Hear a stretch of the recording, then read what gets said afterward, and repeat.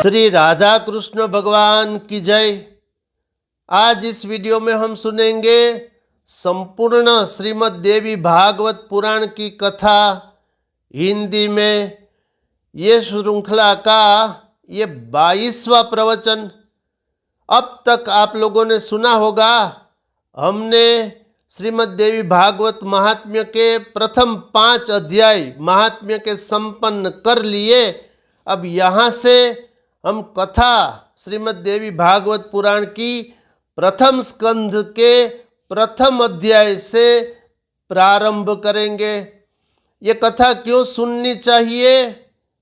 शास्त्र कहता है, जो मनुष्य क्षण मात्र भी भक्ति भाव से श्रीमद् देवी भागवत पुराण की कथा सुनता है, उस मनुष्य की कभी दुर्गति नहीं होती।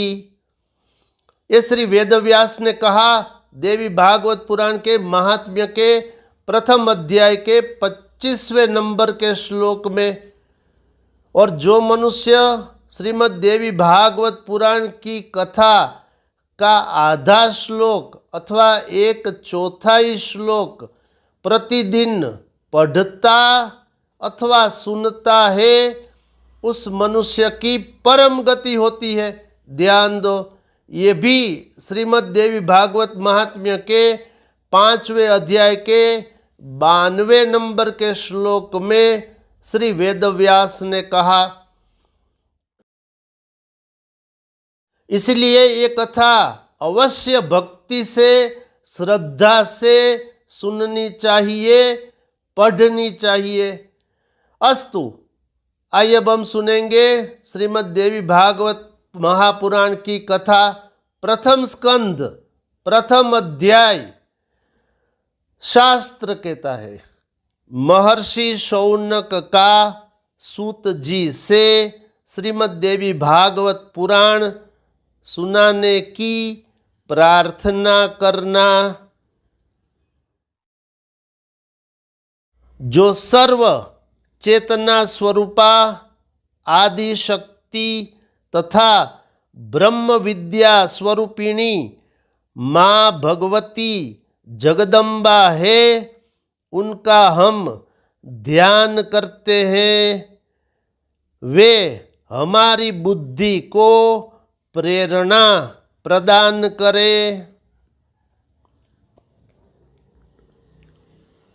शौनक बोले, हे पुरुषों में श्रेष्ठ तथा भाग्यवान सूत जी, आप धन्य हैं, क्योंकि संसार में अत्यंत दुर्लभ पुराण संहिताओं का आपने भली भांति अध्ययन किया है।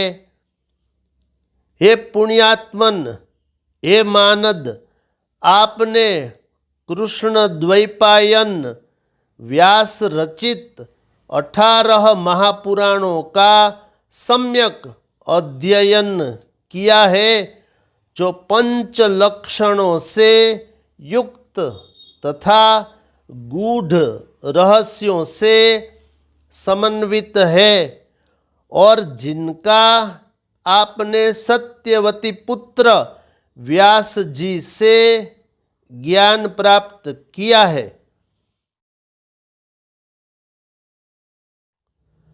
हमारे पुण्य से ही आप इस उत्तम मुनियों के निवास योग्य दिव्य पुण्यप्रद तथा कलिकाल के दोषों से रहित क्षेत्र में पधारे हुए हैं।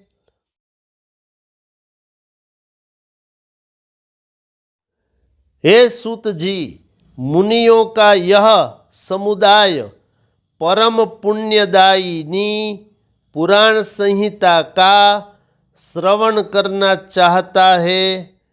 अतः आप समाहित चित्त होकर हम लोगों से उसका वर्णन करिए।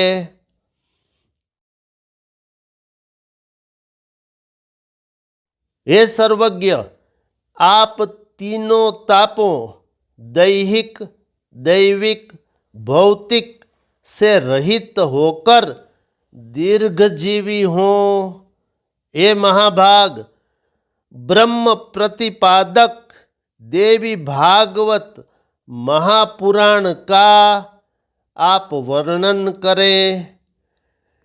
हे सूत जी, जो मनुष्य श्रवण इंद्रिय युक्त होते हुए भी केवल जिह्वा के स्वाद में ही लगे रहते हैं और पुराणों की कथाएं नहीं सुनते, वे निश्चित ही अभागे हैं।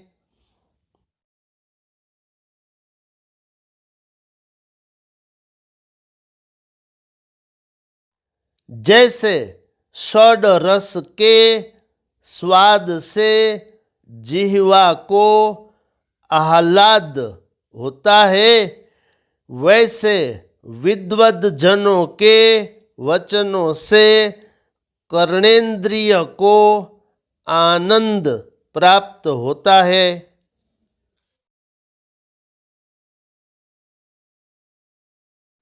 जब कर्णहीन सर्प भी मधुर ध्वनि सुनकर मोहित हो जाते हैं, तब भला कर्णयुक्त मानव यदि कथा नहीं सुनते तो उन्हें बधिर क्यों न कहा जाए।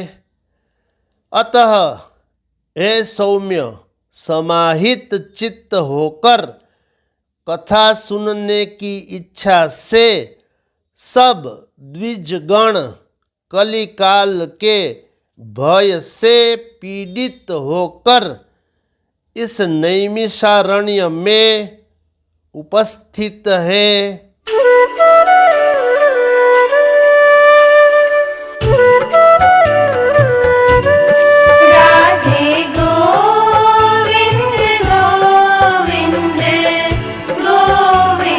जिस किसी प्रकार से समय तो बीतता ही रहता है, किंतु मूर्खों का समय व्यर्थ दुर्व्यसनों में बीतता है और विद्वानों का समय शास्त्र चिंतन में बीतता है। शास्त्र भी विचित्र प्रकार के तर्क वितर्क से युक्त है। वे अनेक अर्थवाद तथा हेतुवाद से युक्त और बहुत विस्तार वाले हैं।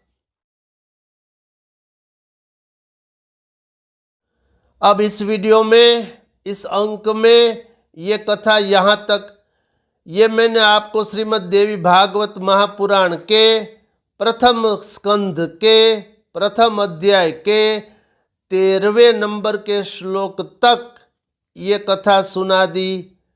इसके आगे की कथा हम आने वाले प्रवचनों में सुनेंगे। इस वीडियो में इतना ही। ऐसे ही धर्मयुक्त वीडियो को देखने के लिए आप देखते रहिए मोरे श्याम चैनल। इस चैनल में प्रस्तुत किए गए और बहुत से प्रवचन, बहुत से वीडियो मनुष्य को बहुत लाभदायी सिद्ध हो सकते हैं। जैसे अभी अभी एक वीडियो मैंने प्रस्तुत किया था जिसमें पूरे ब्रह्मांड का 1 करोड़ बार दान करने का पुण्य फल भी संपूर्णतया निःशुल्क ही कह सकते हैं वो प्राप्त उसमें कैसे होगा, ये मैंने बोला था।